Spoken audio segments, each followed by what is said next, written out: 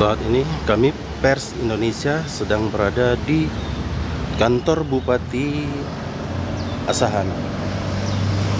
Tepatnya meliput kegiatan di Aula Melati.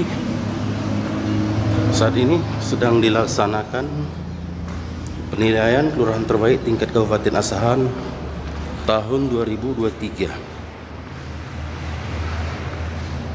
Sama-sama kita lihat kegiatannya.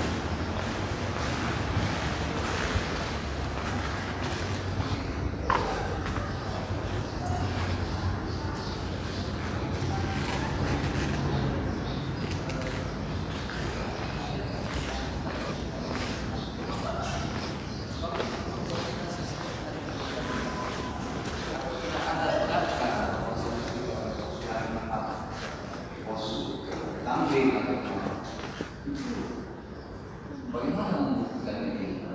Tapi kalau memang ada di situ, mustahil tentulah dan kalau bagi kami mas, bagi bisa ada.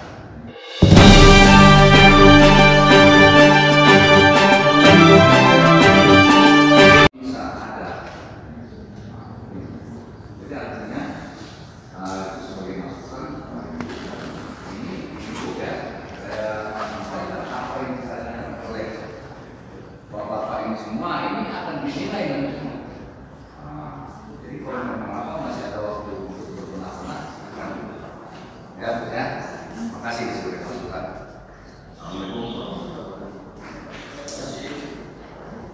Ya langsung bukan sudah pernah mengikuti kelurahan banyak kali. Sengaja memang pola seperti ini, terutama yang kasus menghemat agar berkurang semua lalu tidak dapat perasaan ini berkurang. Ini nanti kombinasi kita cek sama hadir di sini kita tahu situasi kondisi tentang kombinasi kurang. Nah, artinya kita ini bakalan pensiun, bakalan habis. Generasi muda kita ini kan harus kita tumbuh kembangkan minat baca sehingga ilmu pengetahuannya bisa lebih baik. Itu aja ya Bu, saran dari kami untuk penggunaan kedepannya sesuai dengan apa yang disampaikan oleh para diri. Demikian, terima kasih Bu Lurah, kemudian yang mewakili atau Ketua PKK Kelurahan, para camat yang sudah hadir. Terima kasih. Di Kelurahan Bogor Barat memiliki beragam usaha UMKM seperti pabrik pembuatan kerupuk, pabrik pembuatan keripik, dan mayoritas di Bogor Barat adalah pengrajin batu bata yang jumlahnya 266 pengrajin.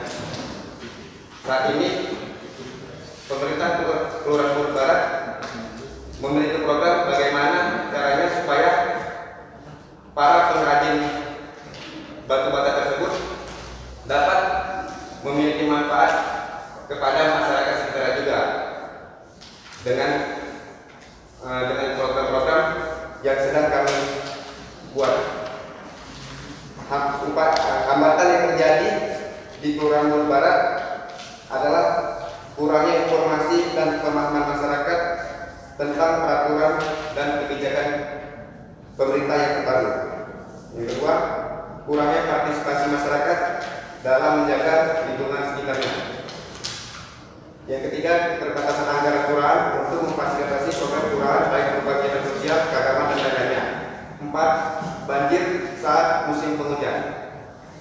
Saat musim penghujan, Kelurahan Bogor Barat dapat dipastikan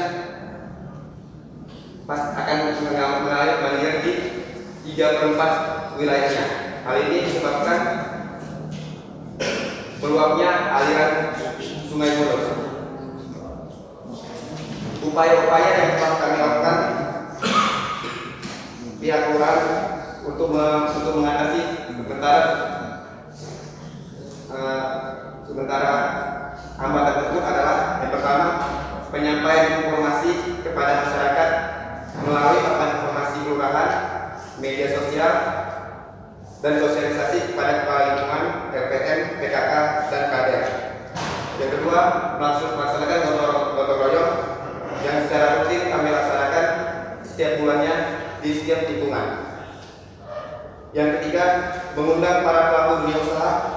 untuk dapat berpartisipasi dalam program kelurahan secara transparan.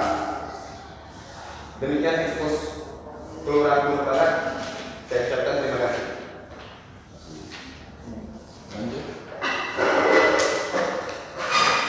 Assalamualaikum warahmatullahi wabarakatuh. Kemudian saya membacakan ekspos tim penggerak PKK Kelurahan Bungur Barat dalam kegiatan penilaian kelurahan terbaik tingkat Kabupaten Asahan. Pelaksanaan kegiatan PKK Kelurahan Bungur Barat, PKK-nya selalu berupaya untuk aktif membantu kegiatan di kelurahan, serta kami memberikan pembinaan dan penyuluhan kepada masyarakat, kepada ibu kader PKK kelurahan maupun kader PKK lingkungan. PKK adalah pemberdayaan dan sejahtera keluarga. Itu memiliki 10 program PKK, diantaranya penghayatan dan pengayaan alam Pancasila, gotong royong, pangan, cadang, perumahan dan tata laksana rumah tangga, pendidikan dan keterampilan kesehatan, pengembangan kehidupan berkeluarga, perencanaan sehat dan pelestarian pemilu. Pokja ini dibagi menjadi 4 pokja. Di kegiatan pokja 1 kami PKK Kelurahan Bungur Barat berusaha memberikan pembinaan, penyuluhan melalui kegiatan beragama serta kelompok-kelompok perwiritan yang ada di Kelurahan Bungur Barat. Kami ada 16 kelompok perwiritan, baik itu kaum bapak maupun kaum ibu, dan ditambah dengan 4 kelompok perwiritan remaja. Kemudian kalau untuk bergotong royong Pak, kami setiap minggunya PKK Kelurahan Bungur Barat bekerjasama dengan kelurahan maupun RPM dan warga sekitarnya melakukan kegiatan bersih, baik itu di lingkungan maupun Pak di rumah masing-masing. Kemudian di gotong royong ini Pak, kami juga bukan hanya cuma kebersihan, tapi kami namanya gotong royong di sosial kemalangan maupun gotong royong yang namanya Jumat bersedekah Pak. Jadi istilahnya setiap ada warga kami yang meninggal, kami Pak PKK ataupun kader posyandu bersama ibu pengajian bersama-sama kami mengadakan impitan untuk membantu keluarga yang tertimpa bencana musibah, untuk memberikan masakan-masakannya dan sudah kami antar ke rumahnya Pak. Itu sudah berjalan 2 tahun Pak. Itu bertempat di posyandu Anggrek Putih. Begitu juga kami ada yang namanya impitan setiap Jumat, itu kami kumpulkan biasanya Pak dari perwiritan, itu kami kumpulkan di posyandu Anggrek Putih juga Pak. Jadi posyandu itu diberdayakan bukan cuma hanya untuk kesehatan, tapi juga ada juga belajar mengaji, untuk jimpitan dan untuk sedekah Jumat dan sedekah jimpitan untuk musibah, ya, misalnya dia meninggal. Itu biasanya kami berikan kepada anak yatim ataupun lansia kami yang sudah tidak hidup lagi. Itu setiap minggunya, setiap Jumat Pak, bukan hanya menjelang Lebaran aja. Setiap Jumat kami itu sudah berjalan 3 tahun Pak. Kemudian di pokja 2 ada kegiatan pendidikan dan keterampilan dan pengembangan kehidupan berprofesi. Di sini kami juga PKK Bungur Barat berusaha ikut serta memberikan pembinaan kepada ibu-ibunya untuk ikut praktek pembuatan desain masak-masak, kemudian membuat garnish untuk pelatihan ataupun membuat garnish untuk nasi tumpeng atau untuk perlombaan pas hari ibu. Kemudian kami juga ada juga namanya Bina Keluarga Balita, ada satu grup di situ di posyandu juga Pak. Kemudian kalau kami turun ke PAUD, biasanya kami ke PAUD, ada 2 PAUD di Kelurahan Bungur Barat. Kemudian di pokja 3 ada pangan, sandang, perumahan dan tata laksana rumah tangga. Kami tidak bosan-bosannya memberikan pembinaan ataupun penyuluhan kepada masyarakat pentingnya makanan sehat, bergizi, berimbang, BPSA. Kemudian memberitahu masyarakat untuk pemanfaatan lahan pekarangan dengan menanam toga, sayuran ataupun perikanan ataupun pemanfaatan atau membuat jamu Pak, bisa dari serai ataupun dari jahe untuk kesehatan kita Pak. Kemudian untuk sandangnya kami selalu memberikan pembinaan untuk ibu-ibunya untuk selalu berpakaian sesuai dengan adat ketimuran, sesuai dengan adat istiadat Indonesia dan mencintai produk Indonesia dan menjaga kebersihan lingkungan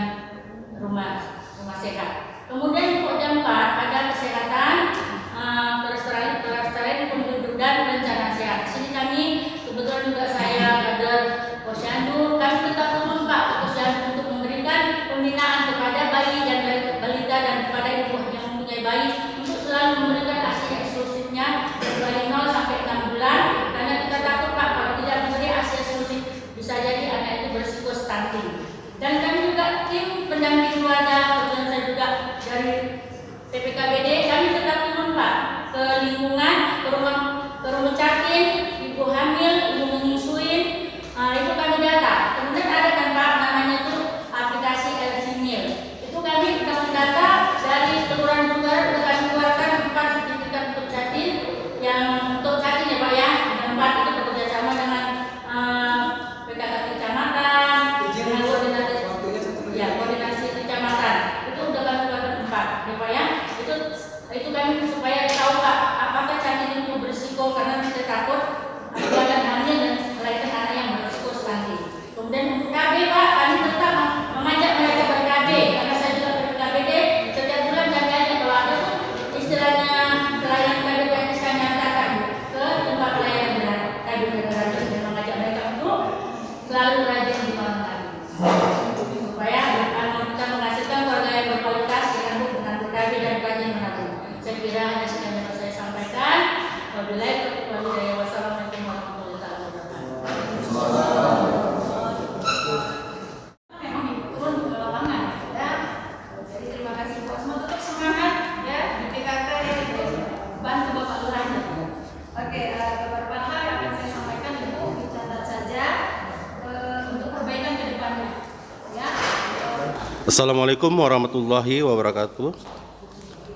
Izin Pak Asisten, hari ini kegiatan apa yang dilakukan dalam untuk penilaian kelurahan terbaik?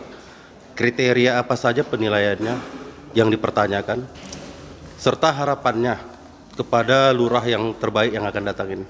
Silakan Pak Asisten. Assalamualaikum warahmatullahi wabarakatuh. Adapun kegiatan hari ini yang terhitung hari ini tanggal 16 sampai dengan 17 adalah melakukan penilaian kelurahan terbaik untuk tahun 2023. Ini merupakan program dari pemerintah pusat dengan Permendagri nomor 81 tahun 2015. Begitu juga sesuai dengan surat edaran Jenderal Bina Pemerintahan Desa Kementerian Dalam Negeri itu tahun 2023, bahwa kegiatan ini adalah untuk melakukan evaluasi yang berkaitan dengan pola kerja yang dilakukan oleh masing-masing lurah terhadap beberapa hal pelayanan masyarakat, termasuk bidang pemerintahan, pembangunan, dan kemasyarakatan. Sampai sejauh mana para lurah ini menguasai tugas pokok dan fungsi dia sebagai jabatan lurah dengan dasar hukumnya adalah Peraturan Bupati Asahan nomor 36 tahun 2016.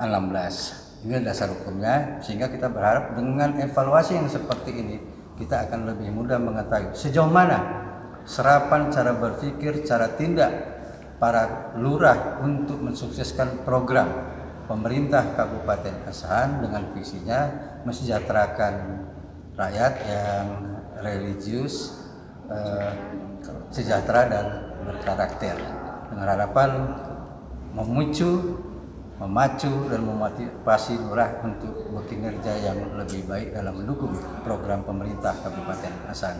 Demikian, ini topik oleh. Wassalamualaikum warahmatullahi wabarakatuh. Terima kasih Pak Asisten dan panitia yang lainnya.